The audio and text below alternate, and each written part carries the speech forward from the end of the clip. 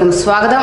COVID-19 ഭീഷണിയെ തുടർന്ന് സൗദിയിലേക്ക് ഉംറ തീർത്ഥാടകരുടെ പ്രവേശനം താൽക്കാലികമായി നിർത്തിവെച്ച പശ്ചാത്തലത്തിൽ നിലവിൽ അപേക്ഷിച്ചവരുടെ വിസ ഫീസും സർവീസ് ഫീസും തിരികെ നൽകുമെന്നാണ് അധികൃതർ വ്യക്തമാക്കുന്നത്. അതത് രാജ്യങ്ങളിലെ ഉംറ ഏജൻസികൾ വഴിയാണ് തിരികെ നൽകുകയെന്നും റീഫണ്ട് ലഭിക്കുന്നതിന് അപേക്ഷ ഓൺലൈൻ വഴി നൽകാമെന്നും ഹജ്ജ് ഉംറ മന്ത്രാലയം അറിയിച്ചു. അതത് രാജ്യങ്ങളിലെ ഉംറ ഏജൻസികൾ വഴിയാണ് തിരികെ നൽകുകയെന്നും റീഫണ്ട് ലഭിക്കുന്നതിന് അപേക്ഷ ഓൺലൈൻ വഴി നൽകാമെന്നും ഹജ്ജ് ഉംറ മന്ത്രാലയം അറിയിക്കുകയും ചെയ്തു. ഉംറ വിസയ്ക്ക് അപേക്ഷിച്ചവരും വിസ കിട്ടിയിട്ടും വരാൻ കഴിയാതായവരും വിസ സർവീസ് ഫീസുകൾ തിരികെ കിട്ടാൻ പ്രാദേശിക ഉംറ ഏജന്റുമാരുമായി ബന്ധപ്പെടണം.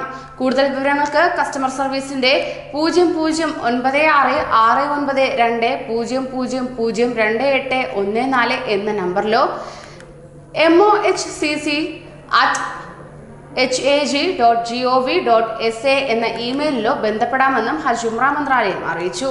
കൊറോണ വൈറസ് വ്യാപനം തടയുന്നതിന്റെ ഭാഗമായി GCC രാജ്യങ്ങളിൽ നിന്നുള്ളവർക്ക് മക്കയിലേക്കും മദീനയിലേക്കുമുള്ള പ്രവേശനം താൽക്കാലികമായി തടഞ്ഞതായി വിദേശകാര്യ മന്ത്രാലയം അറിയിച്ചതിനെ തുടർന്നാണ് ഇത്തരത്തിലൊരു നീക്കവും അധികൃതർ അറിയിച്ചത്.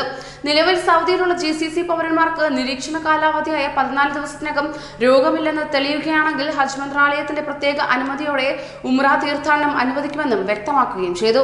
രോഗം പടരുന്നത് തടയാനുള്ള മുൻകരുതലിന്റെ ഭാഗമായാണ് നടപടിയെന്നാണ് വ്യക്തമാക്കുന്നത്. നവീന സംവിധാനങ്ങൾ ഉപയോഗിച്ച് പ്രവേശന കവാടങ്ങളിൽ നിരീക്ഷണം ശക്തമാക്കുകയും ചെയ്തിട്ടുണ്ട്. തീർത്ഥാടകരുടെ ആരോഗ്യ സുരക്ഷ കണക്കിലെടുത്ത് ശക്തമായ സുരക്ഷാ സംവിധാനങ്ങളാണ് പുണ്യനഗരങ്ങളായ മക്കയിലും മദീനയിലും ഒരുക്കിയിരിക്കുന്നതെന്നും മന്ത്രാലയം വിശദീകരിക്കുകയുണ്ടായി. കൂടുതൽ പ്രവാസി വാർത്തകൾക്കായി ഈ ചാനൽ സബ്സ്ക്രൈബ് ചെയ്യൂ.